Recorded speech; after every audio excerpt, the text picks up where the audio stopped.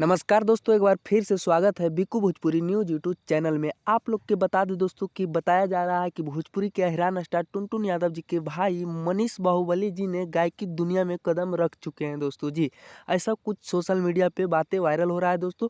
और ये वीडियो मनीष बाहुबली जी के बहुत तेज़ी से इंस्टाग्राम पे वायरल हो रहा था दोस्तों, तो हम सोचे अपना भाई को ये अपडेट बता देना चाहिए जी। बाकी आप लोग क्या कहना चाहेंगे दोस्तों, अपना राय कमेंट में ज़रूर लिखें। और साथ में ये भी बताया जा रहा है दोस्तों कि खुद का स्टूडियो भी खोले हैं जी। मनीष बाहुबली जी ने आरा में स्टूडियो भी खोले हैं दोस्तों। तो जितने भी अहिरान स्टार टुनटुन यादव जी के फैंस देख रहे हैं, इस वीडियो को एक बार दबा कर शेयर कर दीजिएगा दोस्तों।